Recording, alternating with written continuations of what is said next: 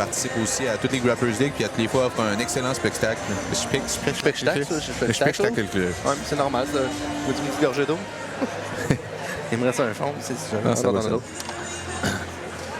Donc, Martin Lauzon qui vient du Tristar quand même, hein, 198 livres contre Charles Desrosiers qui vient du Jiu-Jitsu Saguenay pour 185 livres, 23 ans contre 27 ans. Martin Lauzon, un autre habitué de Grappling Leagues, il avait fait 2 matchs aussi, un en no-gi puis un en gi au dernier, donc un peu comme Antoine dans cet épisode-là. Mais c'est aussi un grand voyageur. Il est allé à l'extérieur s'entraîner beaucoup, donc une très bonne... Il y a une game peu typique d'attaque de leg lock aussi. Il fait un peu de rubber guard. C'est quelqu'un qui a une présence spéciale. Là, on va le voir arriver sur le stage. C'est quelqu'un de coloré, qu'on pourrait dire. Là.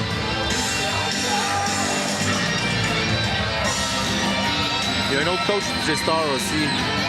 On était venu à notre gym, je me souviens plus, mais définitivement quelqu'un de très coloré qui voyage aussi. Donc c'est pas lui que tu as mentionné, mais je ne prendrais pas qu'ils voyagent ensemble, je les regarde.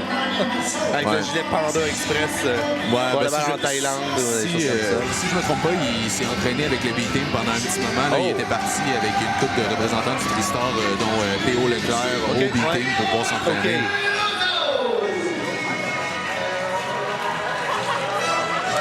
Donc, ça peut être intéressant comme combat. C'est sûr que ça va être technique, ça.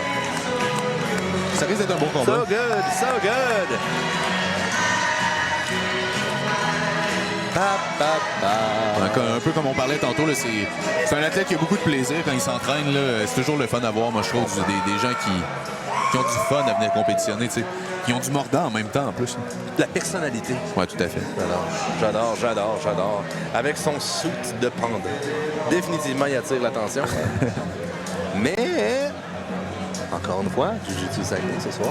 Ben, Charles Desrosiers, je pense qu'il enseigne chez Jiu-Jitsu Saguenay. Je pense pas qu'il est copropriétaire, mais je sais qu'il enseigne là-bas.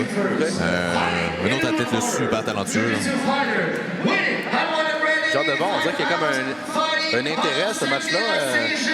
On dirait que je le sens. C'est toi? Tu sens-tu? Ouais. C'est ça que la foule est là.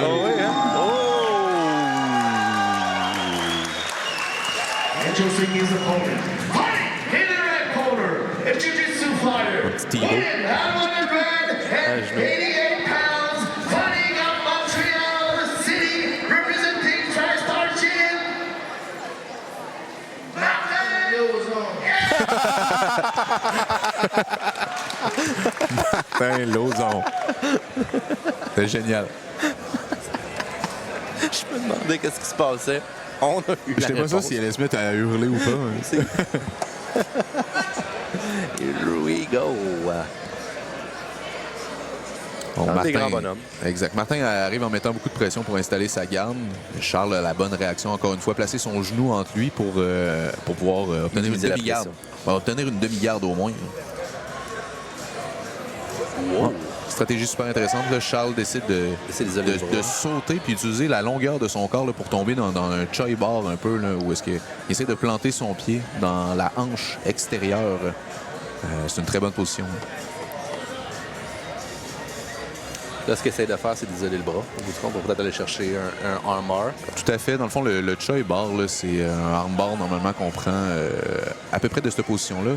Sauf que... J'aime le à peu près de cette position. À peu près de ça. Mais Martin réussit à tenir son bras pour empêcher que ça tombe, qu'on tombe dans cette position qui aurait été pleinement complète.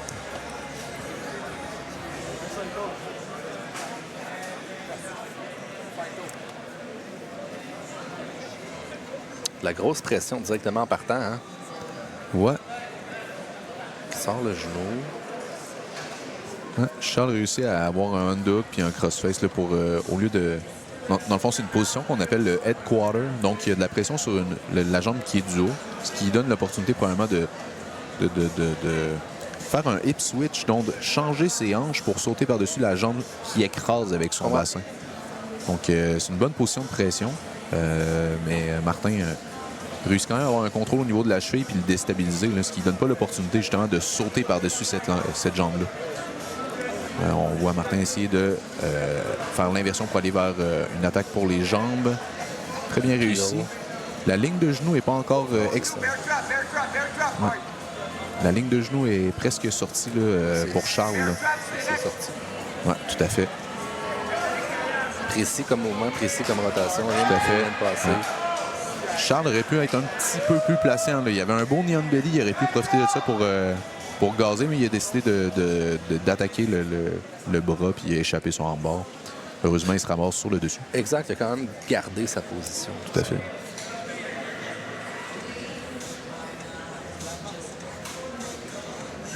Vraiment une grosse pression. Hein? Grosse pression de Charles.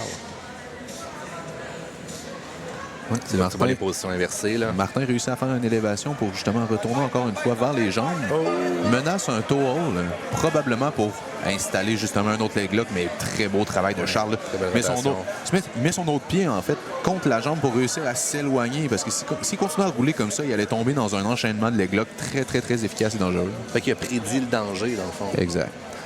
Des fois, tu veux défendre un danger pour finalement te lancer dans un autre qui est encore pire. Tout à fait. Tantôt, je parlais du Imanari Roll. On a vu un peu un exemple de ce que Martin a essayé de faire, un peu le tourner sur ses épaules en occupant une jambe, sauf que c'était un peu lent, puis ça a été très bien défendu.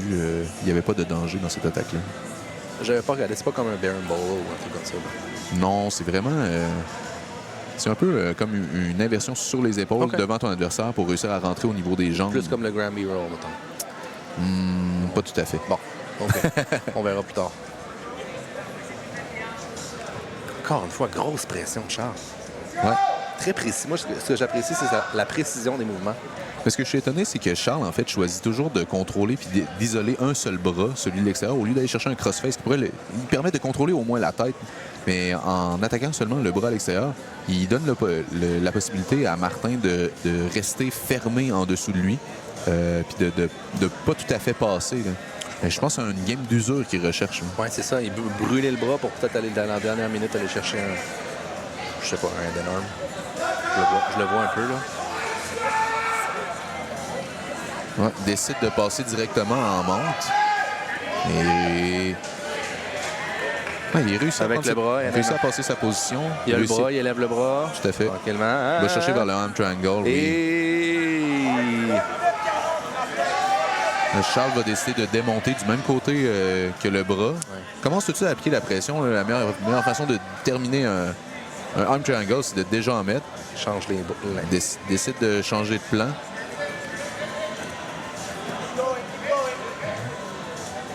Martin essaie de rentrer ses pieds sous ses aisselles pour sortir par la porte de derrière, mais en même temps, ses bras sont exposés. Réussit à sortir pour la jambe, va pour un straight. Essaye d'appliquer la pression, mais Charles ne se laisse pas aller, se lève debout automatiquement. Son pied est au sol. Son pied est au sol, il n'y a pas de danger. Il ne faut pas dire qu'il n'y a pas de danger, mais il est en contrôle. Ouais. On va y aller comme ça. Martin, ici, à plusieurs reprises, a essayé de l'élever encore. Et sans succès, là, Charles a vraiment une bonne base.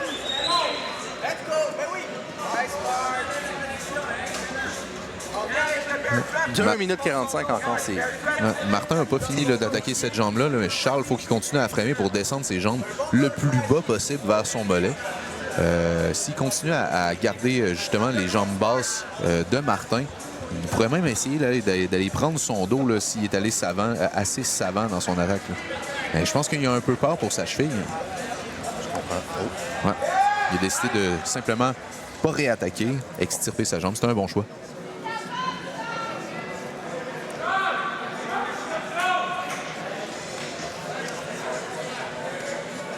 Et c'est reparti.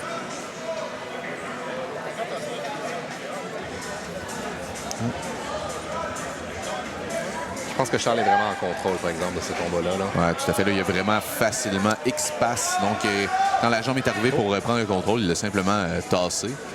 Ici, on voit Martin peut-être essayer d'installer un buggy choke. Un boogie choke. Oui, tout à fait. Quand j'étais au Mexique, il y avait un spécialiste.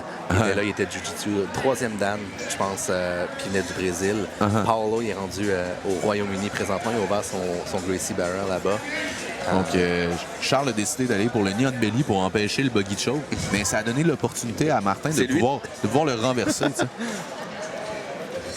On voit Charles installer une rubber guard.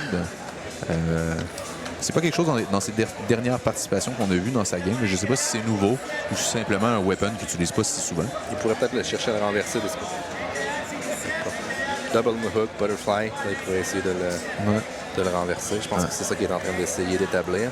On dirait que Martin est là et il essaie juste d'être lourd, peut-être d'acheter du temps un peu. Il utilise son body lock pour justement faire un hip switch. Il avait fait un hip switch pour tomber sur une seule jambe. Son genou gauche va vouloir essayer de le porter à la hanche pour continuer son passage. Donc là, pour l'instant, sa meilleure option pour lui, ça serait de détendre sa jambe droite pour bloquer le pied du dessous puis continuer son passage. Donc là, il va en plus dans une position qui est lourde. Oui, c'est ça. Il veut, il veut ralentir le match peut-être un peu.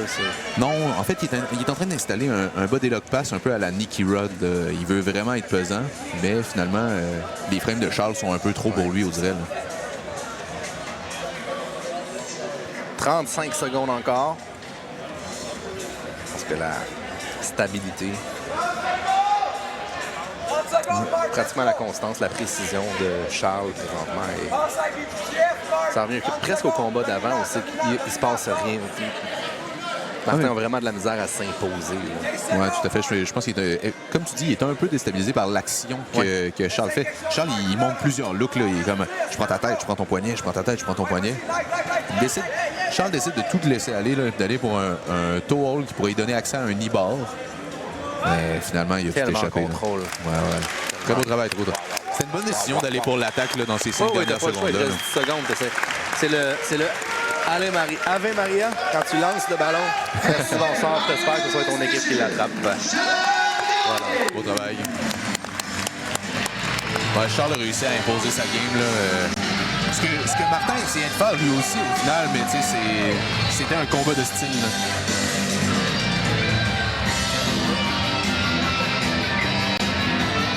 Grosse soirée pour vraiment, hein? Jiu-Jitsu Saturday. Ils vont être contents pour leur équipe. Là.